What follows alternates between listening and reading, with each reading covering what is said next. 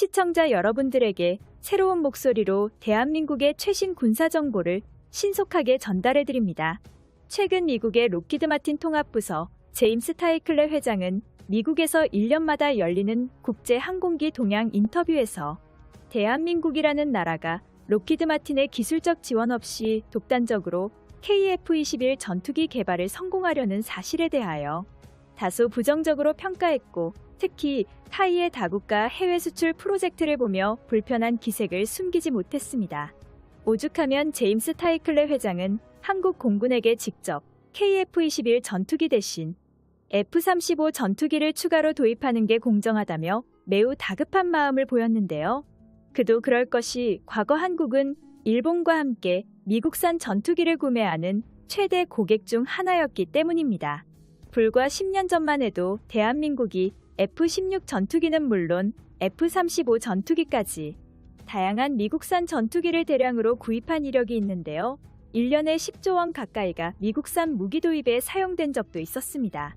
그런데 그러한 대한민국이 이제는 더 이상 연연하지 않고 미국산 전투기의 종속국에서 빠르게 벗어난 뒤 KF-21 전투기의 1호기 프로토타입을 출시한 지 불과 6개월 만에 4호기까지 첫 비행을 완료한 이후 5호기의 조립 공개식에 이어서 6호기의 생산 조립 완성도는 80%에 도달했으니 미국의 방산기업인 록히드 마틴의 입장에서 봤을 땐 전투기를 구입해주는 최우수 고객을 잃은 것도 모자라 과거의 고객이었던 우리나라가 KF-21 전투기라는 강력한 군용기 플랫폼 체계를 독자적으로 구축하는 데 성공했으므로 록히드 마틴의 F-35 전투기가 해외 수출 시장에서까지 한국산 KF-21 전투기와 경쟁해야 하는 것을 매우 못마땅하게 여기는 것이죠.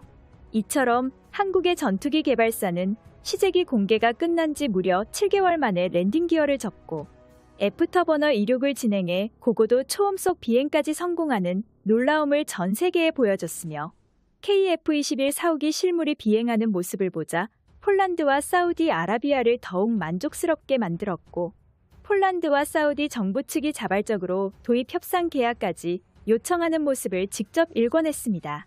반면 동시기 한국 이외에도 인도와 터키 그리고 대만이 차세대 전투기 개발에 도전했지만 이러한 사례는 2000년대에 들어서 오직 한국만이 가능했던 결과임을 직접 입증시켰습니다.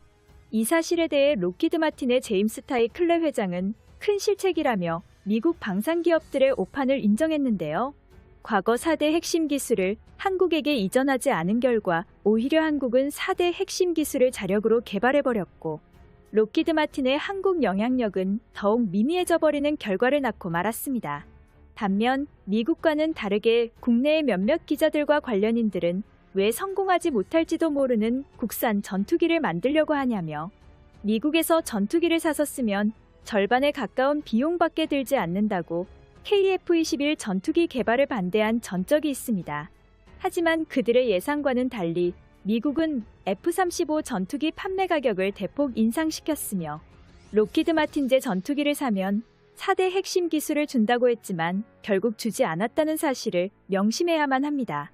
이 사건은 말 그대로 국제 외교 정세는 약육강식 강력한 기술력과 힘이 있어야만 살아남을 수 있다는 것을 보여준 것이죠. 이런 난제들을 모두 이겨내고 우리 기술로 최첨단 전투기를 만들어냈다는 것은 진정 놀라운 일로 평가하지 않을 수 없습니다. 또한 KF-21은 그동안 A사 레이더 등 4대 핵심 기술을 우리 손으로 만들어냈다는 것에 큰 주목을 받았습니다. 그런데 최근 유명 언론에서는 여기에서 더 나아가 이제는 전투기에 한국산 독식 무기들을 마음껏 자책할 수 있게 되었다며 환호성을 내질렀는데요. 그런데 이 언론의 보도에서 그동안 우리가 겪었던 서름에 대한 이야기들이 하나둘씩 회자되고 있어 큰 감동을 주고 있습니다. 무엇보다 미국산 무기의 종속은 우리 손으로 전투기를 만들어야 했던 진정한 이유이기도 했습니다. 군 관계자는 영원한 을이 겪었던 서름을 이제는 당하지 않아도 된다며 자신의 마음을 토로하기도 했는데요. 그동안 미국에서 도입한 전투기는 도입하는 비용도 많이 들었지만 정비하거나 수리하는 비용도 컸고 무엇보다 새롭게 무장하거나 업그레이드하는 비용도 만만치 않았습니다. 2005년 미국에서 도입되어 올해로 운용 15년째를 맞는 F-15K는 현재 한국 공군의 주력 전투기입니다. 그런데 미국 보잉사는 이 F-15K의 성능을 개량하는데 5조 원 이상을 요구했습니다.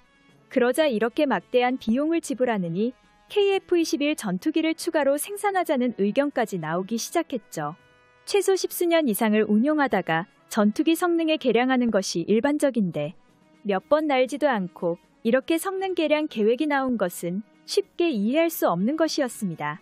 이번에 성능을 개량하지 않으면 2차, 3차 개량도 할 수 없기에 우리 입장에서는 울며 겨자 먹기로 검토하는 중이라고 했습니다.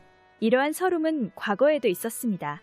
과거 미국은 우리 공군 F-15K에 장착하는 센서인 타일과 아이의 봉인을 훼손했다고 강도 높은 조사를 벌였습니다. 미국은 핵심 기술 유출을 막기 위한 것이라고 했지만 우리 입장에서는 내 돈 주고 수입한 건데 열어보지도 못한다고 한탄했습니다. 하지만 이제 완성까지 몇 년 남지 않은 KF-21 전투기가 만들어지는 순간 이러한 부당한 대우는 당하지 않게 될 뿐더러 현재 우리나라가 개발하고 있는 차세대 무기들을 우리 마음대로 달 수 있게 될 예정입니다. 지금까지는 우리가 국산 미사일을 만들어도 이를 미국에서 수입한 F-15K 등에 장착하려면 수백억 원 이상의 체계 통합 비용을 지불해야 했습니다. 특히 우리 미사일에 탑재된 비밀 소스 코드를 미국 측에 전부 제공해야 하는 문제도 있었습니다. 하지만 이제 우리 기술로 개발한 KF-21에는 미국의 돈을 가져다 주지도 눈치를 보지 않아도 되게 됩니다. 반면 도입한 지 2년, 실전 배치한 지 1년 3개월밖에 되지 않는 F-35는 벌써부터 미국이 성능 개량을 하자고 통보했습니다. 비용은 3조 원을 훌쩍 넘어가는 수치입니다. KF-21 전투기를 직접 개발한다는 한국의 선택이 옳은 것이었습니다. KF-21 전투기에 탑재되는 국산 초음속 순환 미사일은 유사시 KF-X 등에서 발사돼 중국 항공모함과 수상함정 등을 한 방에 격침할 수 있는 게임 체인저 무기이고 극초음속 미사일은 마하오 이상의 초고속으로 서울에서 베이징까지 단 1분 만에 도달할 수 있습니다. 또한 최근 국방과학연구소는 중국군 탄도 미사일이 발사되면 KF-X에서 발생한 고속 미사일로 육격하는 무기 개발도 동시에 추진 중이라고 밝혔습니다. 이렇게 우리나라가 만든 강력한 위력을 가진 미사일을 우리 전투기에 장착할 수 있다는 것은 우리 군의 전력 강화에 큰 힘이 될 것으로 기대되고 있습니다. 이처럼 과거 일본과 중국은 KF-21 전투기의 실패를 예언했으나 그 예언은 보기 좋게 빗나갔습니다. KF-X는 미국도 10년 걸리고 프랑스도 15년 걸리는 4.5세대 전투기 기술을 우리 기술로 불과 5년 만에 만들어냈다는 것에 자랑스러운 의미를 두어야 하는군요. 그동안 국산 전투기 개발 과정은 무척이나 험난했기에 더욱 감격스럽고 자랑스럽게 여겨지고 있습니다. 이 동영상의 정보가 유익하셨다면 구독, 좋아요, 알림 설정, 댓글은 저에게 큰 힘이